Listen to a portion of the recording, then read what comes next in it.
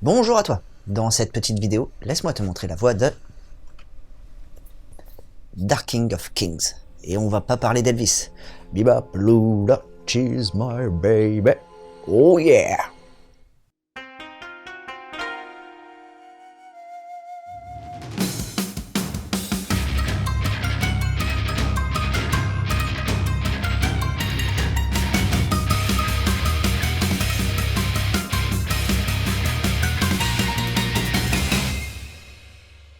Plongeons-nous dans l'époque médiévale, plus précisément au XIIIe siècle de notre ère. Tout se passe en Europe, dans le royaume de Lubin. Tu vois pas où c'est? Mais si, tu sais, c'est le royaume qui est frontalier avec le grand-duché de Russo, l'actuelle Russie, si tu préfères. Bon, j'aurais pu même te dire que le royaume de Lubin, c'est la Pologne. Ça aurait peut-être été plus simple. Ces deux États sont d'ailleurs en guerre. Et Lubin est en piteux état suite à l'invasion de son voisin.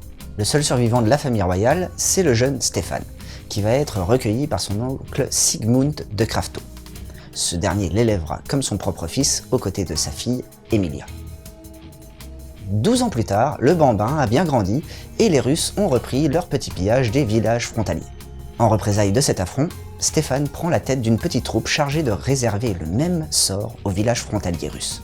Comme on dit, œil pour œil, dent pour dent. Du haut de ses 12 ans, Stéphane est plutôt apprécié de ses hommes et il fait preuve aussi d'un instinct de survie hors du commun. Mais tout cet héroïsme et cette bravoure ne cacherait-elle pas une grosse part d'ombre?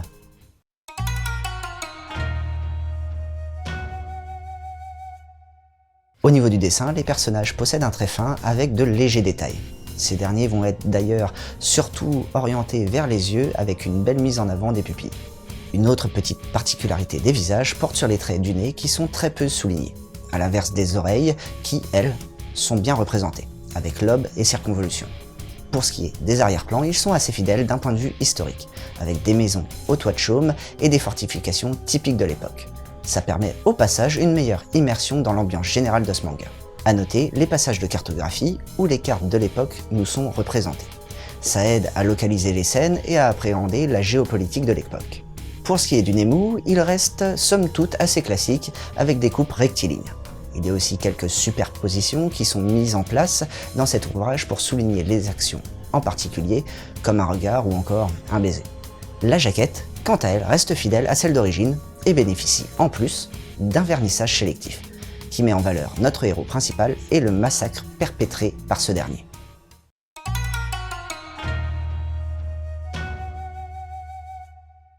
C'est Taramaki Miyuki que l'on retrouve au dessin ainsi qu'au scénario de ce manga, et ce titre est sa première parution. Et pour une première parution, on peut dire qu'elle est plutôt prometteuse. Bon, comme tu l'as deviné ici, c'est le mythe de Dracula qui va être mis en scène. Quoi, t'avais pas encore compris? Pourtant, la Pologne, une guerre contre les Russes, un seigneur sombre, et surtout, le XIIIe siècle. Ça faisait quand même pas mal d'indices pour t'aiguiller, non? En plus, dès les 10 premières pages, on voit des crocs prêts à fondre sur la tendre nuque d'Emilia. Bon, pour ta défense, le mythe de Dracula remonte en fait au milieu du XVe siècle, avec Vlad l'Empaleur. Et deuxième argument qui va dans ton sens, notre personnage principal s'appelle Stéphane. Dans ce premier tome, il repousse plutôt les attaques des Russes et non des Ottomans. Et donc de là, on pourrait se demander si on est sur le bon mythe, enfin plutôt sur la bonne personne. C'est au passage bien trouvé de la part de Aramaki.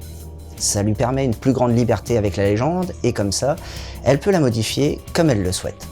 De plus, d'un point de vue narratif, c'est très bien construit. Les personnages sont savamment développés, on ressent assez bien la frayeur de Stéphane par rapport au mal qu'il ronge, l'intrigue est amenée progressivement, sans pour autant se faire attendre. Autre point appréciable, historiquement parlant, on voit qu'il y a un grand travail. Ça nous permet d'avoir pas mal de détails sur les croisades de l'époque, ou encore sur les pillages. Avec Dark King of Kings, on a donc une revisite du mythe de Dracula, qui ne tombe pas dans le cliché du vampire et qui est très documenté de manière historique. Pour aller avec ce titre, je te conseillerais bien Dracula Untold de 2014, qui reprend assez bien les bases de la légende de Vlad l'Empaleur. Bon, après, il faudra seulement se limiter à l'histoire du personnage principal. Sinon, tu as The Heroic Legend of Arslan, où le jeune Arslan se voit destitué de son royaume par traîtrise et va alors tout faire pour le récupérer. Et enfin, on part sur un autre registre, mais on reste dans l'historique, avec Ad Astra, dont le thème principal aborde les guerres puniques, c'est-à-dire entre Rome et Carthage. Et voilà, c'était Boubou. J'espère que cette petite chronique t'aura plu et surtout donné l'envie de lire Dark King of Kings. Allez, sur ce, je retourne pourfendre l'envahisseur russe et surtout, n'oublie pas de suivre la voie du manga.